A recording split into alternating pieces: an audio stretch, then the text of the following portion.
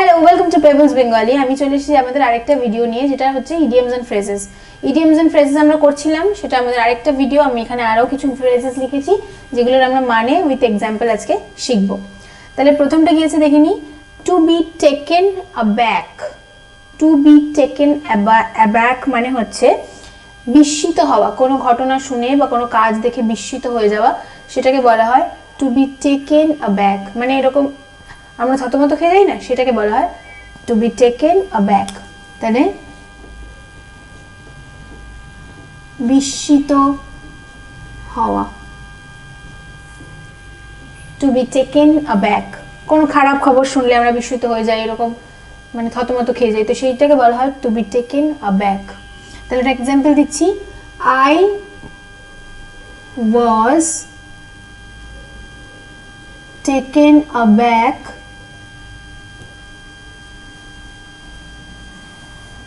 by hearing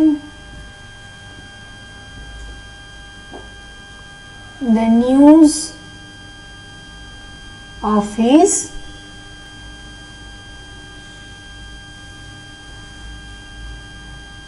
suspension. মানে I was taken aback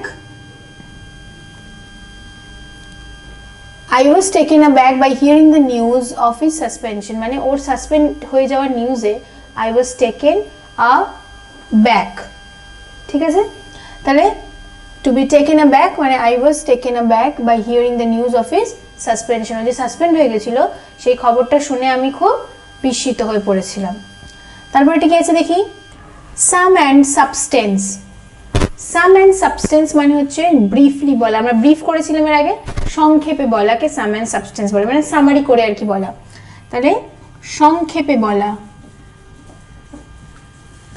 সংক্ষেপে, সাম and substance. তাহলে এটার একটা এক্সাম্পল আমরা দেখে নিই, tell me the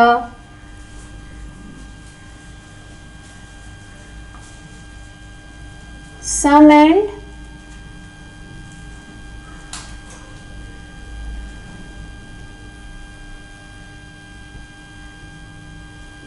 sum and substance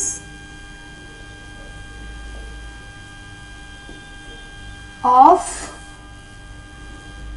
his speech. Tell me the sum and substance of his speech. Tell me the sum and substance of his speech. মানে ওনার স্পিচের, উনি যেগুলো বলেছে, স্পিচ দিয়েছে, সেই স্পিচের সংক্ষেপটা আমাকে বলো। Tell me the sum and substance of his speech. তারপরে কি আছে, স্মাইল অন।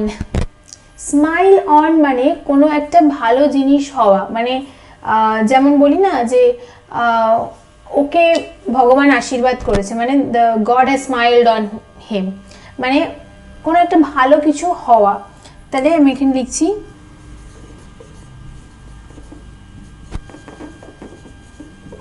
ভালো কিছু হওয়া বা ভালো কিছু ঘটাকে বলা হচ্ছে sum and smile on. Smile on, যেমন আমি লিখতে পারি, দ্য ফরচুন, ফরচুন মানে ভাগ্য বা লাক যেটাকে আমি বলি, the Fortune has স্মাইলড on me. The Fortune has স্মাইলড on me মানে ভাগ্য আমার সাথ দিচ্ছে বা ভাগ্য আমার সাথে ভালোভাবে চলছে, সেই ক্ষেত্রে আমরা স্মাইল অন কথাটা লিখি। পরেরটা কি আছে, স্টেয়ার ইন। স্টেয়ার ইন মানে হচ্ছে কোনো ঘটনা ঘটার সম্ভাবনা থাকলে সেটাকে বলা হয় স্টেয়ার ইন, মানে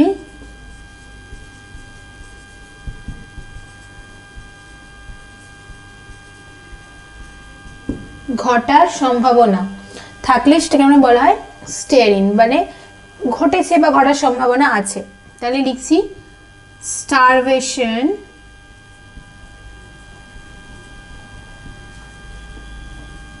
has stared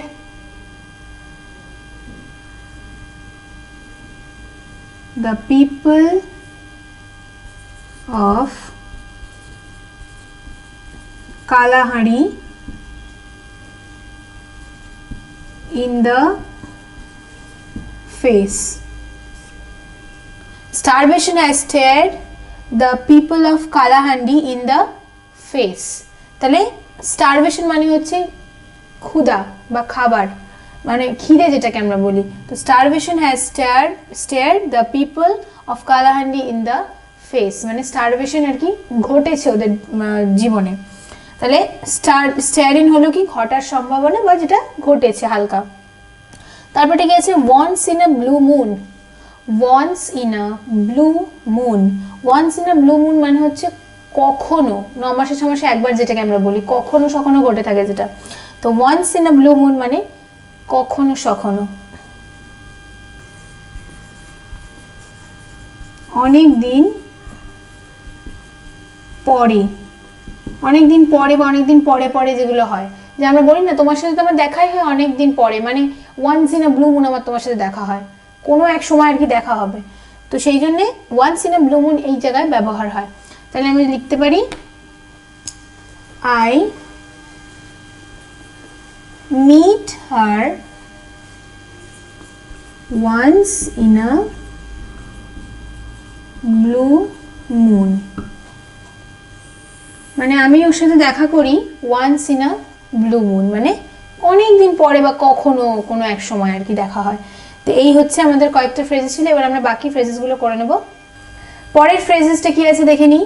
succumb two, succumb two মানে মৃত্যুর দিকে ধীরে ধীরে চলে যাওয়া, সেটাকে বলা হয় সাকাম টু, মারা যাওয়া।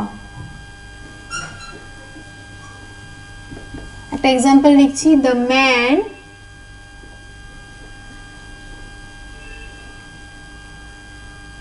succumbed to his own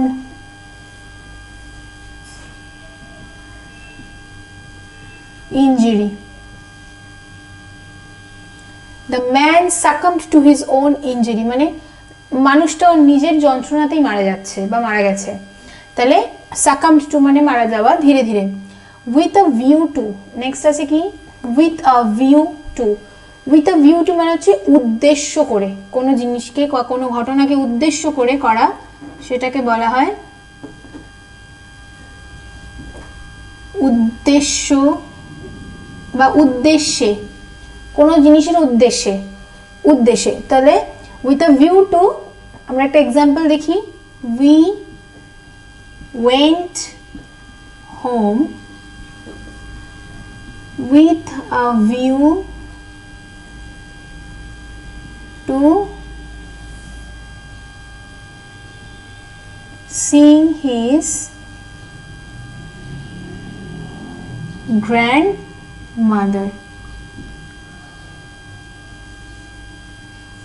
বলছে কি আমরা বাড়ি গেছিলাম এই উদ্দেশ্য নিয়ে যে ওর গ্র্যান্ডমাকে আমরা বা ওর দিদাকে আমরা দেখতে পাবো, হয়তো বাড়িতে এসেছিল, আমরা তাড়াতাড়ি করে বাড়ি পৌঁছলাম যে ওরা যাতে বেরিয়ে না যায় তাকে দেখতে যাব।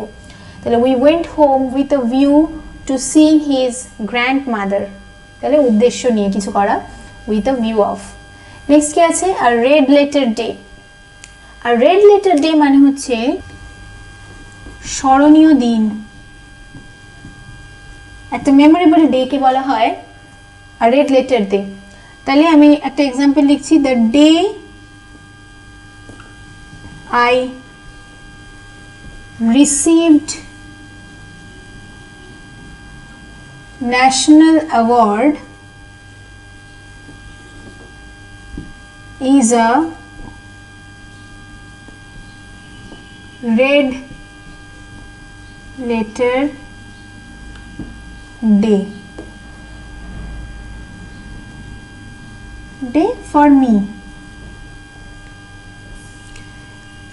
মানে একটা স্মরণীয় দিন, যে দিন আমি ন্যাশনাল অ্যাওয়ার্ড জাতীয় পুরস্কার পেয়েছি সেই দিনটা আমার কাছে রেড লেটার ডে, মানে স্মরণীয় দিন। The day I receive national award is a red letter day for me. তারপর ঠিক আছে আ গুড টার্ন। আ গুড টার্ন মানে হচ্ছে ভালো কিছু করা, ভালো করা বা ভালো কিছু করা, যেমন চ্যারিটি, কোনো কাইন্ডনেস, সেটাকে বলা হয়। তাহলে he did a good turn by giving away his place for charity. He did a good turn by giving away his place for charity, বলছে যে ও ওর জায়গাটা চ্যারিটির জন্যে দিয়ে দিল, সেটা একটা গুড টার্ন, মানে একটা ভালো কাজ করলো। তাহলে he did a good turn by giving away his place for charity. তারপরে কি আছে, heart and soul. Heart and soul মানে হচ্ছে পুরোপুরিভাবে, কমপ্লিটলি।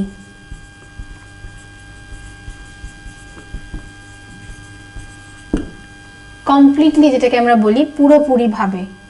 তো I am into music with all my heart and soul. I am in music with all my heart and soul. I am in music with all my heart and soul.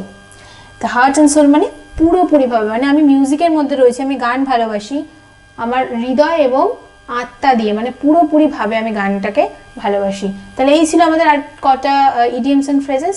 তাহলে এগুলো ভালো করে আপনারা practice করুন এবং আমাদের চ্যানেলটা অবশ্যই সাবস্ক্রাইব করতে কিন্তু ভুলবেন না।